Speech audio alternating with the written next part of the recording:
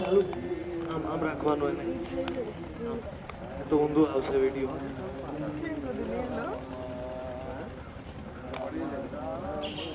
ચાલુ કરવાનું. तो ये है जालंगी. स्पीकर का है, स्पीकर है बोल. हरी ये है जालंगी. ये शाम वर्ण की है जालंगी. यहाँ से जाती है भागीरथी, वहां से आती है मायापुर के उस साइड से. और सेंटर में संगम है गंगा जमुना सरस्वती जालंगी दृष्टद्वती गोदावरी कावेरी और कृष्णा. ये 16 नदियों का संगम है. वो हम नौका में देखेंगे. अगर हम नवद्वीप जाएंगे तो नौका में, तो उसमें से सब संगम होके बाद में कलकत्ता की तरफ जाती है. गंगा सागर कलकत्ता होके. तो ये जालंगी है, ये जमुना है. भक्ति विनोद ठाकुर. 10-15 मिनट अंदर आप थोड़ा कमेंट कीजिए ना. जाएंगे नहीं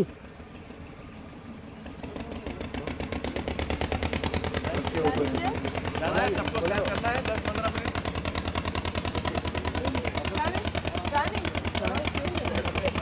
जाने का हरि बोल हरि बोल. अंदर थोड़ा कसा फिरेंगे ना गंगा में. टाइम तो लिमिटेड है, लेकिन लिमिटेड टाइम को और लिमिटेड बनाएंगे. मतलब 10-15 मिनट लगेगा.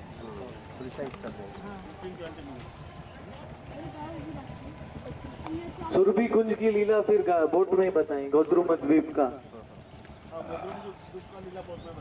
भक्ति विनोद ठाकुर यहाँ स्नान करने को आते थे प्रतिदिन.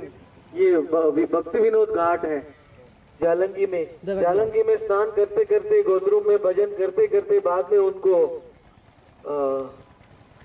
वो योगपीठ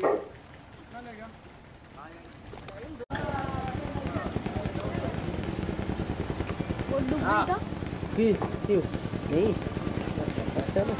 इनका भी प्रभु बुला लिए कैसे यार. डैडी मैं नीचे बैठो. नीचे बैठो. सब दो साइड बैठने का. दो साइड बैठने का. तो वहाँ आवाज मशीन का आवाज ना होता. इधर आवाज आता है नहीं आएगा इधर. आप इधर आए ना अच्छा होगा. इधर बैठेंगे तो अच्छा होगा. हमारे बैठेंगे दूर हो जाएगा.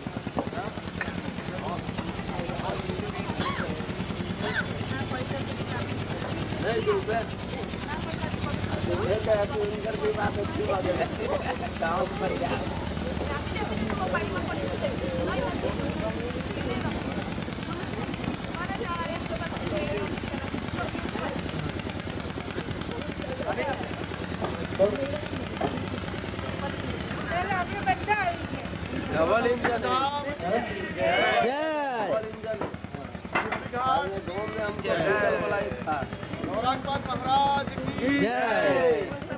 अगर बोट उल्टा हो जाएगा तो जालंगी में स्नान का सौभाग्य मिलेगा. नहीं उड़ेगा. जिंदाबाद कीजिए. बोट को खाली पकड़ के रखने का, वो डूबेगा नहीं. लकड़ी का है ना.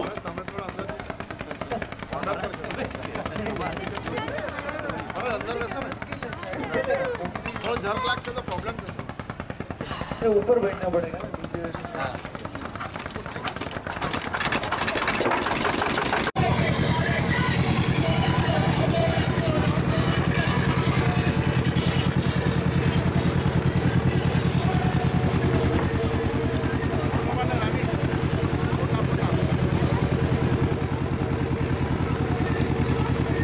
तो ये नवद्वीप धाम इतना गंगा जी का वास स्थान है कि गंगा जी पूरे नवद्वीप को आलिंगन करती है. अनेक एक स्वरूप में गंगा जी आके नवद्वीप को आलिंगन करके रहती है. उस साइड से आती है भागीरथी, इस साइड से जालंगी, फिर अलकनंदा सरस्वती और सब दिशाओं से. भक्ति विनोद ठाकुर को यहाँ एक धर्मशाला है. पहले भक्ति विनोद ठाकुर यहाँ रहते थे. वहाँ से उनको योगपीठ का दर्शन हुआ था. योगपीठ किधर है? तत्व का। फिर उनको पता चला कि ये भगवान का जन्म स्थान। तो इस प्रकार से भगवान ने ये गंगा जी का फोटो है। गंगा देवी शुक्ल वर्ण की है और मगर के ऊपर बैठती है देखिए थोड़ा और सब और नवद्वीप में अपनी लीलाओं को में मग्न रहती है। शंकर जी की जटाओं से गंगा जी अवतरण हुआ है, लेकिन गंगा जी का मुख्य प्रयोजन है नवद्वीप में रहने की। यहाँ हमेशा उनका वास होता है परमानेंटली। तो इस प्रकार से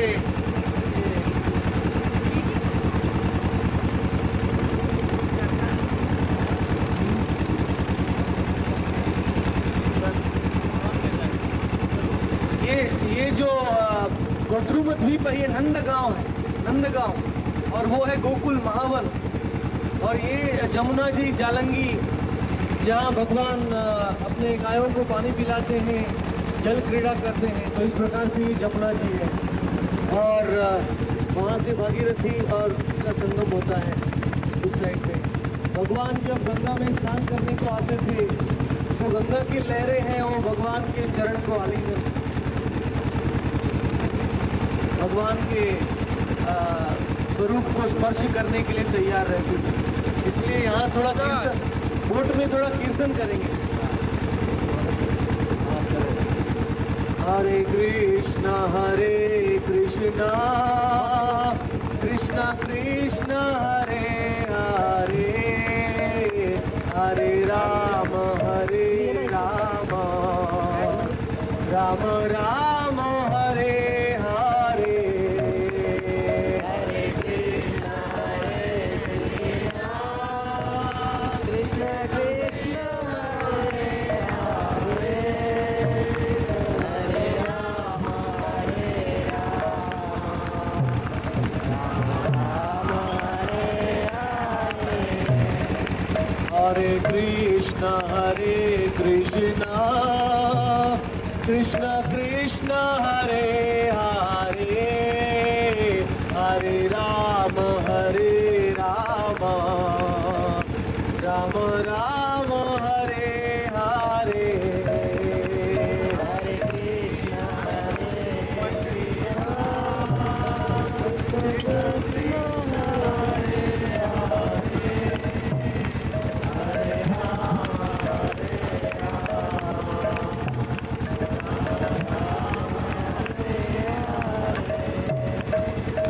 ये नवद्वीप धाम टोटल 32 माइल का है, 32 माइल पद्म क्षेत्र है पूरा कमल की तरह। और इसमें बीच में ये अंतरद्वीप 5 माइल का है और उसमें मायापुर योगपीठ 2 माइल का, 1.5-2 माइल का है। यहाँ आत्मनिवेदनम भक्ति होती है, वहाँ सीमंत द्वीप में श्रवण भक्ति होती है, यहाँ गोद्रुम में कीर्तन भक्ति होती है। सब प्रकार की नवद्वीप में गंगा जी ने उसको विभाजन किया है। ये जालंगी भी गंगा जी का स्वरूप है, गंगा जी का स्वरूप ही है। तो इस प्रकार से अगर आप नवद्वीप में हर एक घर में, हर एक वासी में नित्य संकीर्तन का उत्सव चालू रहता है। तो जो चिन्मय नवद्वीप को देखता है उसको सब जगह में कीर्तन की ध्वनि सुनाई देती है। हरे कृष्णा कृष्णा कृष्णा हरे हरे, हरे राम राम राम हरे हरे। हरे कृष्णा कृष्णा हरे हरे, हरे राम राम राम हरे हरे। हरे कृष्णा कृष्णा कृष्णा हरे हरे, हरे राम राम राम हरे हरे। हरे कृष्ण कृष्ण हरे हरे हरे राम राम राम हरे हरे हरे कृष्ण कृष्ण कृष्ण हरे हरे हरे राम राम राम हरे हरे हरे कृष्ण कृष्ण कृष्ण हरे हरे हरे राम राम राम हरे हरे हरे कृष्ण कृष्ण कृष्ण हरे हरे हरे राम राम राम हरे हरे देखिए ये संगम है 16 नदियों का संगम है ये श्याम वर्ण है ये गौर वर्ण है राधा और कृष्ण हरे राम हरे राम हरे हरे 16 नदियों का नाम मैं ढूंढ रहा हूँ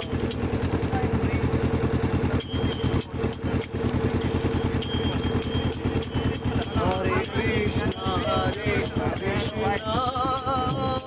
कृष्ण कृष्ण हरे हरे देखिए राधा और कृष्ण का मिलन हो रहा है नवदीप धाम की ये गौर वर्ण है राधा का ये श्याम वर्ण है कृष्ण का जालंगी भागीरथी और नीचे से सरस्वती आ रही सरस्वती अभी अदृश्य हो गई पृथ्वी में नीचे से सरस्वती आ गई और गोदावरी कावेरी कृष्णद्वती वो सब नीचे से यहाँ अंतरद्वीप एंड हो रहा है ये अंतरद्वीप का अंतर इससे पवित्र जल संसार में नहीं रहेगा 16 नदियाँ का संगम हो रहा है वहाँ का पुत्र था वो साइड है गोलद्वीप नवद्वीप बोतल से ना बोतल वो साइड है मोदद्रुम द्वीप जानुद्वीप ऋतुद्वीप वो ये साइड रहे यमुना जी की एक साइड में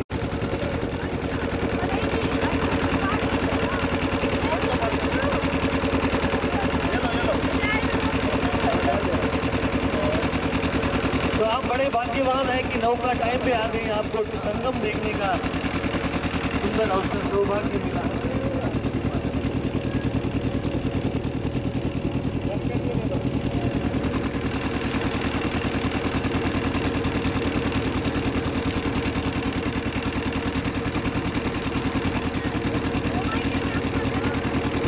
तो सब लोग बोलिए ओम गंगाय नमः ओम गंगाय नमः ओम जमुनाय नमः ओम जमुनाय नमः ओम सरस्वताय नमः ओम सरस्वताय नमः ओम ताम्रपर्णी नमः ओम ताम्रपर्णे नमः ओम कृतमाला नमः ओम कृतमाला नमः ओम ब्रह्मपुत्राय नमः ओम ब्रह्मपुत्राय नमः ओम सरायु नमः ओम सरायु नमः ओम नर्मदाय नमः ओम नर्मदाय नमः ओम सिंधु नमः ओम सिंधु नमः ओम कावेरी नमः ओम कावेरी नमः ओम गोमती नमः गोमती नमः ओम गोदावरी नमः ओम गोदावरी नमः ओम दृष्टद्वती नमः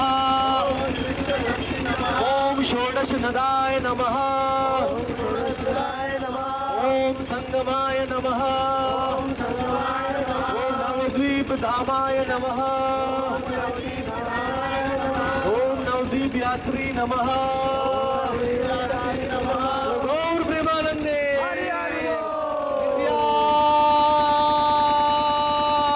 दिव्यानंद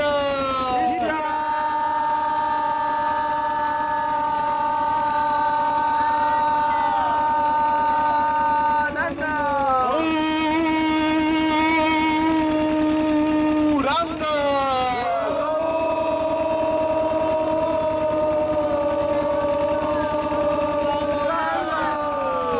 षोडश नदियों की जय, नवद्वीप धाम की जय, त्रिवेणी संगम की जय, गौर प्रेमानंदे। अल्लाहाबाद में गंगा जमुना सरस्वती का संगम है, उसको देखने से जो फल मिलता है उससे 1000 टाइम फल ये संगम को देखने से। तो नवद्वीप धाम की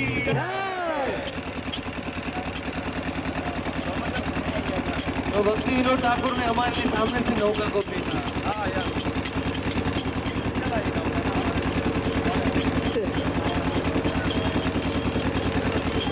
अभी हर टाइम आएंगे तो जाएंगे संगम, अच्छा दर्शन हो। 1 घंटे के लिए 1 घंटा बहुत आनंद मिलेगा।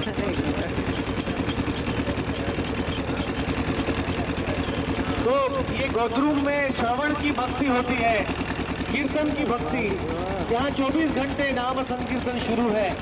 कलयुग के दोषों का सागर है, लेकिन कलयुग में एक महान गुण है, वो क्या है?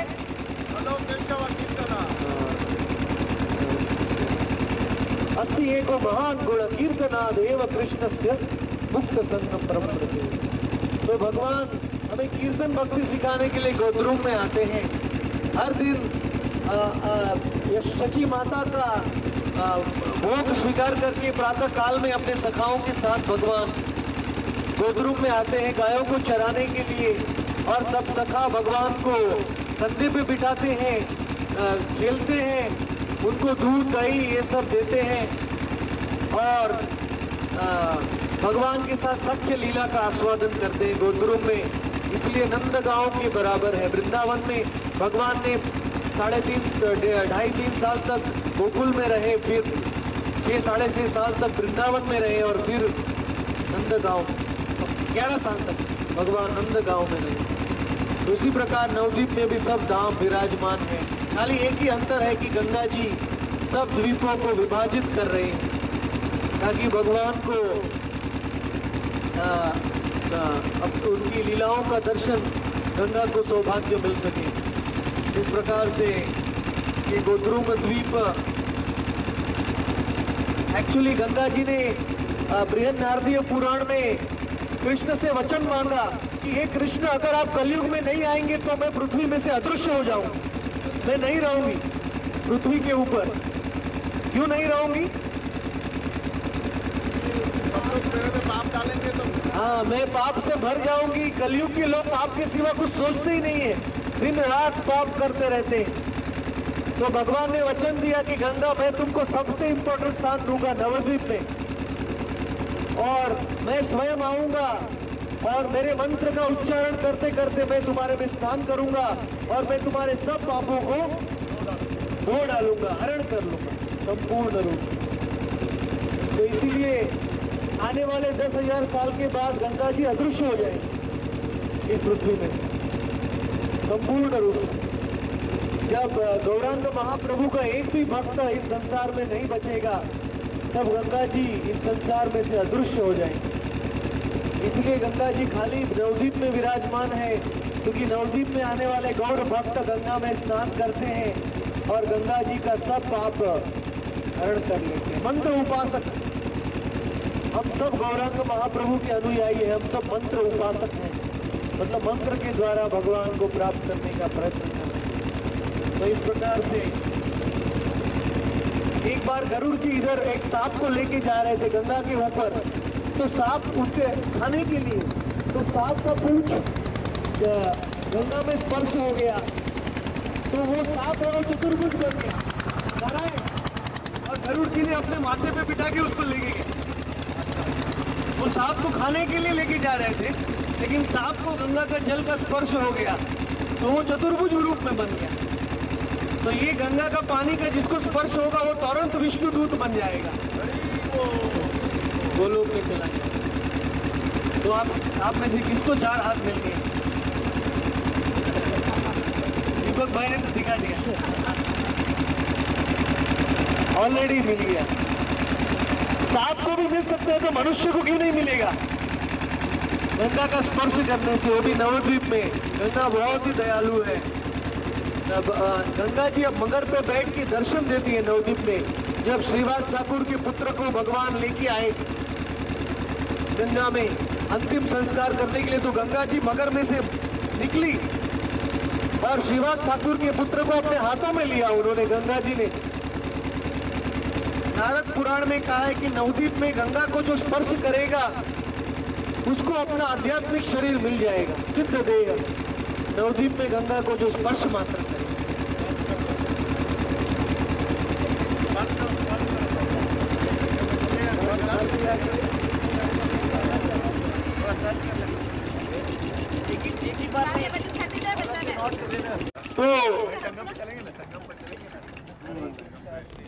तो बैल ने उसको मार डाला, एक ब्राह्मण को। बहुत पापी था, यमदूत उसको लेने के लिए आने वाले थे, लेकिन एक ब्राह्मण गया, गंगा जी का पानी उस शरीर के ऊपर छिड़का। नाम है पूरे ब्रह्मांड में, स्वर्ग में।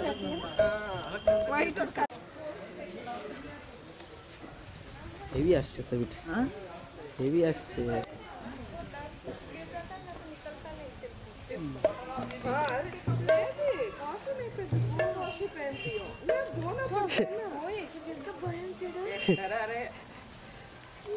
मैं हाथ लगाऊं? आओ जल्दी।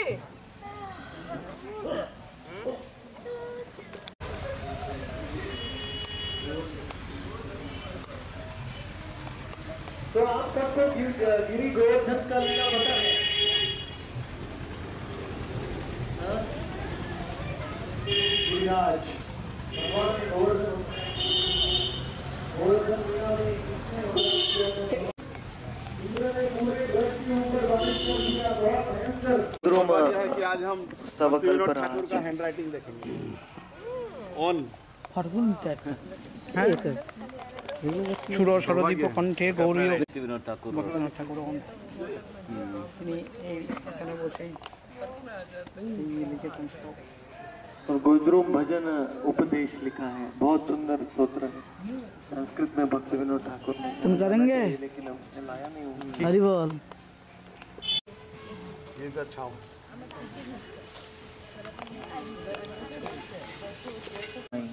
तुम्ही तो सुरभि सकल जान करह एखन ताहर विधान। गौरांग भजन सहज अति सहज ताहार फल विसति। तो इंद्र बड़ा दुविधा में पड़ गया। इंद्र ने बोला कि मैंने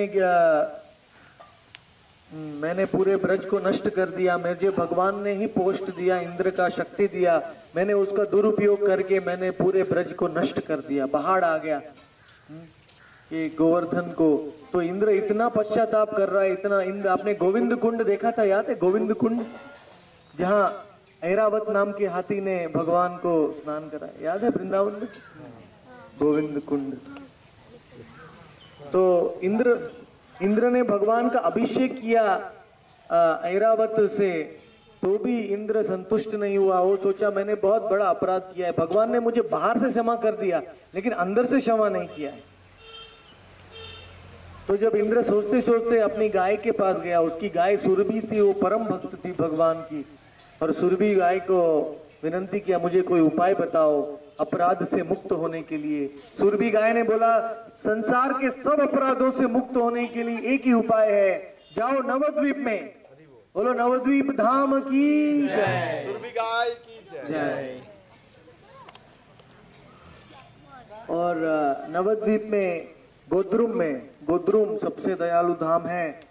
गोद्रुम में जाओ और वहां तुम भजन करो, भगवान तुम्हें क्षमा कर देंगे। तो सुरभि गाय ने बोला मैं भी आती हूँ तुम्हारे साथ। तो सुरभि गाय और इंद्र दोनों आ गए इधर गोद्रुम में, और सुरभि गाय और इंद्र ने भजन आरंभ किया। गौरांग भजन सहज अति सहज ताहार फल वितति। कि सब भगवान के सब अवतारों में गौरांग का भजन सबसे आसान है, सबसे सरल है। जैसे ही गौरांग का नाम लेते हैं वैसे गौरांग का दर्शन होता है। गौरांग बलिया क्रंदन करे, गौरांग दर्शन होए सत्वरे। सत्वरे मीन बहुत जल्दी। तो इंद्र और सुरभि दोनों इधर एक विशाल द्रुम था। द्रुम मतलब कल्प वृक्ष। अभी वो कल्प वृक्ष अदृश्य हो गया है, बहुत ही विशाल कल्प वृक्ष है। मतलब हमारी जड़ चक्षु से नहीं देख सकते हैं, लेकिन आध्यात्मिक चक्षु से उसको देख सकते हैं। और उसके नीचे सुरभि और इंद्र दोनों ने भजन किया गौरांग का। दिन रात गौरांग का नाम लेते, गौरांग का स्मरण करते करते कीबा अपरूप रूप लावणी देखिल गौरांग प्रतिमा खानी। और स्वयं गौरांग महाप्रभु प्रकट हो गए सुरभि और इंद्र के सामने। और भगवान ने बोला जानिनु वासना अमित तोर। भगवान ने कहा हे सुरभि, हे इंद्र, मैं जानता हूं तुम क्यों इधर आए हो।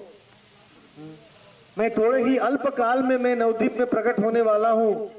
और इंद्र, तुम्हें मैं क्षमा करूंगा और तुम्हें मेरी लीलाओं में मैं तुम्हें स्थान दूंगा। तुम ओडिशा के राजा बनोगे, प्रताप रुद्र देव। बोलो इंद्र देव की। ओडिशा के राजा प्रताप रुद्र गजपति महाराज जो हैं वो इंद्र के अवतार हैं। कृष्ण की लीला में इंद्र ने गौर की लीला में सहयोग किया। तो इस प्रकार से इंद्र भगवान के चरणों में गिर गया और भगवान ने इंद्र को अपनी लीला में प्रवेश दिया। इसीलिए इंद्र ने सोच लिया अभी भगवान ने मुझे क्षमा कर दिया है, इस महाप्रभु गौरांग के रूप में मुझे क्षमा किया है। क्योंकि इंद्र का भगवान के प्रति अपराध नहीं हुआ, उसका वैष्णव अपराध हुआ। उसने ब्रजवासियों को कष्ट पहुंचाया, उनके घर को विनाश कर दिया। इसलिए भगवान उसको जल्दी क्षमा नहीं कर रहे हैं। लेकिन गौरांग के रूप में उन्होंने इंद्र को भी क्षमा कर दिया पूर्ण रूप से। और इंद्र तो चले गए, लेकिन सुरभि गाय ने बोला मैं गोद्रुम कभी नहीं छोड़ूंगी। अभी भी सुरभि इधर है, देख सकते हैं आप सुरभि को? नहीं देख सकते, अभी भी सुरभि यहाँ खड़ी है। देखिल सुरभि गोद्रुम द्वीप हईल नाम हेताय पुर भगत काम। अश्वत्थ निकटे रहिला देवी निरंतर गौर चरण सेवी। अभी भी अश्वत्थ का जो पेड़ है उसके नीचे सुरभि गाय अभी भी यहाँ विराजमान है और निरंतर गौर चरण की सेवा में, निरंतर गौर स्मरण में मग्न है। और उसके बाद में सुरभि गाय यहाँ रह रही थी, हजारों करोड़ों साल बीत गए। फिर प्रलय का टाइम आ गया, ब्रह्मा का 12 घंटा अंत हो गया। महाप्रलय मतलब 432 करोड़ साल तक पूरा पृथ्वी, नीचे के 7 लोक, पृथ्वी लोक और स्वर्ग लोक पानी में डूब जाता है। गर्भोदक सागर का पानी ऊपर आ जाता है। जो ब्रह्मांड के आधा भाग है ना गर्भोदक सागर, उसका पानी ऊपर आ जाता है, वो भर जाता है पूरा आधा ब्रह्मांड पानी से।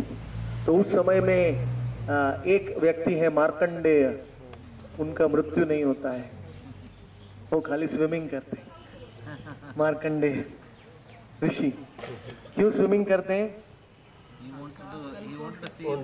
क्योंकि उनको माया देखना था, प्रलय को देखना था, कैसे है भगवान की माया वो देखना था। तो भगवान ने बोला मेरी माया का असली प्रभाव देखना है तो प्रलय के टाइम में तुम देख सकते हो।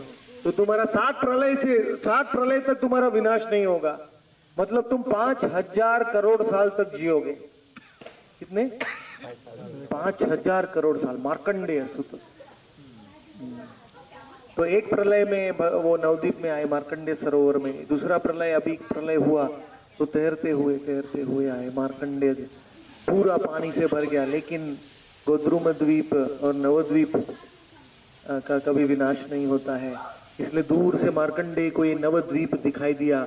मार्कंडेय ने बोला ये क्या है, पूरा संसार पानी में डूब गया, लेकिन ये कौन सा द्वीप है। मार्कंडेय तैरते हुए आए, लेकिन यहाँ आके बेहोश हो गए पानी में, क्योंकि करोड़ों साल तक तैर रहे हैं, उनको भूख लगी है, प्यास लगी है, बहुत ही दुर्दशा में।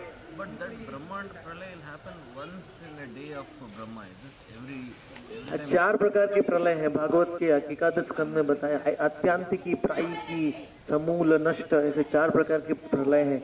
उसमें से एक प्रलय ब्रह्मा के 100 साल के बाद होता है, महाप्रलय। वो सब ब्रह्मांड ब्रह्मा के रोम रोम में चले जाते हैं, उसके महाविष्णु के। और दूसरा एक प्रलय होता है जो ब्रह्मा की रात में 12 घंटे में होता है, एक कल्प में एक प्रलय होता है, मार्कंडेय। 7 डेज ऑफ ब्रह्मा के 7 दिन तक जीते हों। तो तैरते हुए मार्कंडेय आए, तो सुरभि ने देखा मार्कंडेय बेहोश अवस्था में है।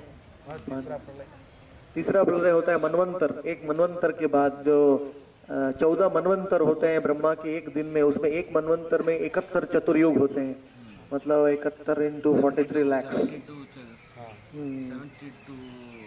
around 71. हाँ, yes. Fourth one is at the end of each yuga, युग संध्या। हाँ, युग संध्या में तो प्रलय नहीं होता है, वो सप्तऋषि और देवता आके वापस पृथ्वी को सतयुग शुरू कर देते हैं। हाँ, चौथा प्रलय चौथा प्रलय होता है कभी कभी होता है, वो प्रलय ब्रह्मांड को आधा भर देता है, कभी कभी कभी होता है प्रलय। हाँ, तो लेकिन ये कल्प के बाद का प्रलय फिक्स है। ब्रह्मा के 12 घंटे की जो रात है, तो रात में पूरा ब्रह्मांड, आधा ब्रह्मांड, ऊपर के ब्रह्मलोक, सत्यलोक, सिद्धलोक नहीं डूबते हैं, लेकिन नीचे के स्वर्गलोक से पाताल लोक तक सब डूब जाते हैं। मतलब देवता भी स्वर्गलोक से ऊपर चले जाते हैं, ब्रह्मलोक में और सिद्धलोक। मतलब 14 में से 3 नहीं डूबते, 11 डूब जाते हैं। हाँ, 7 या 8, 10 ऐसे लोग डूबते हैं ऊपर।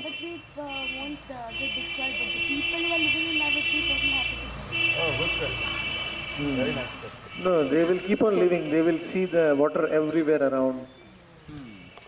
But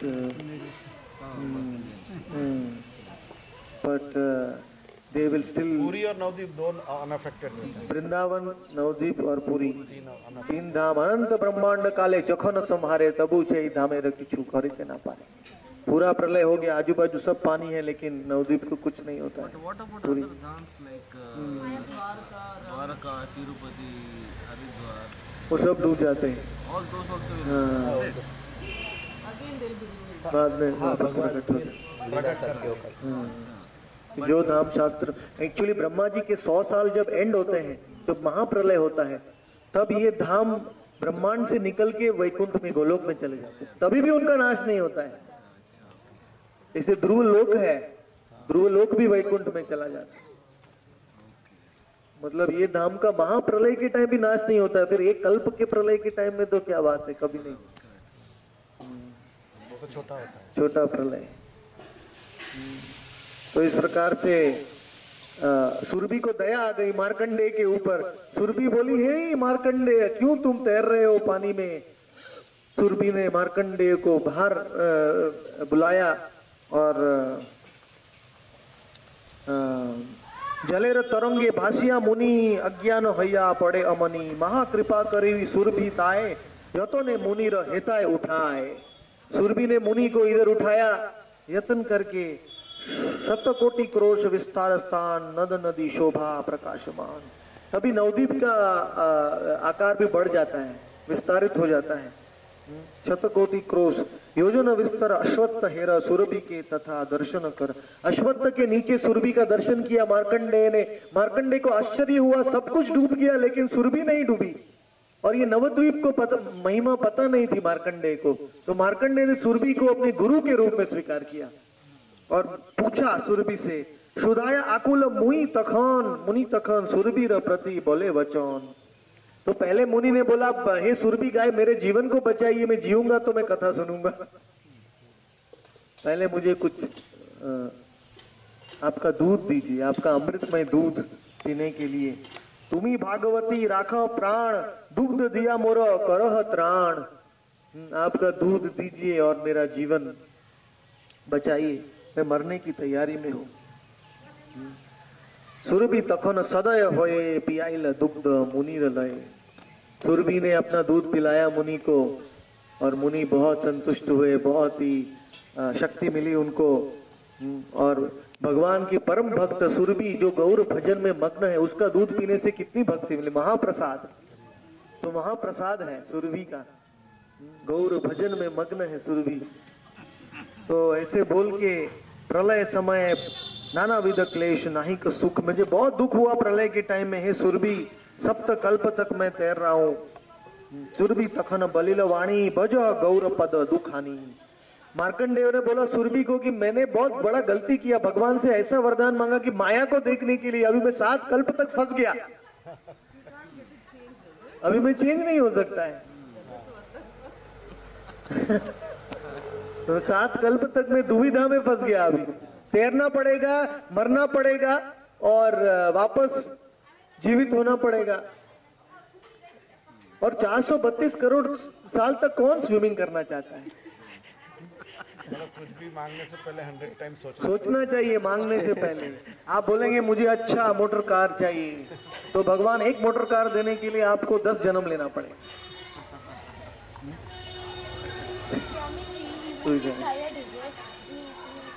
What he has to do is trapped. But he is because his bone granted to him, he also has the strength to swim. भगवान उसको मरने नहीं देंगे उनको, क्योंकि 7 कल्प तक है वो दिया, लेकिन ऑलमोस्ट मरने की दशा में आ गए, भले थक जाए।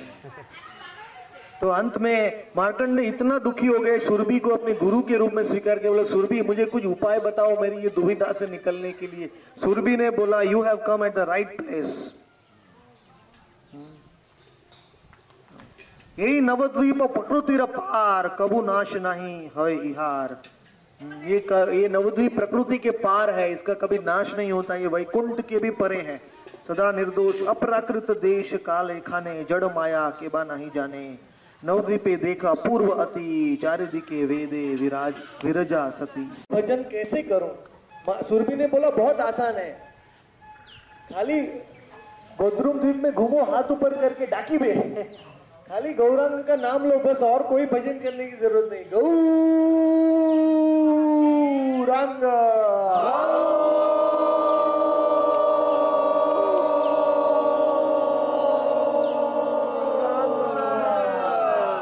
सुरभि के आनंद के लिए बोलिए गौरांग।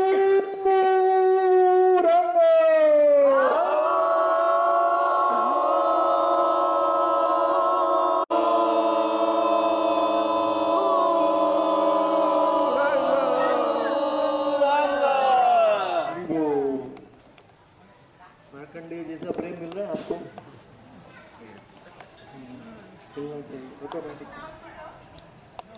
तो पहले बार गौरांग का नाम लेंगी गोद्रुम में तो सब कर्म का विनाश हो जाएगा। दूसरी बार गौरांग का नाम लेंगे तो क्या होगा?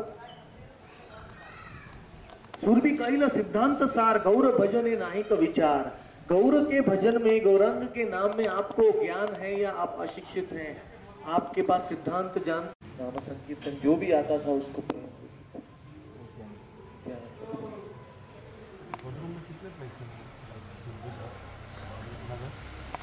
जो देख रहा है अश्रुवी कुंज गद्रुम द्वीप।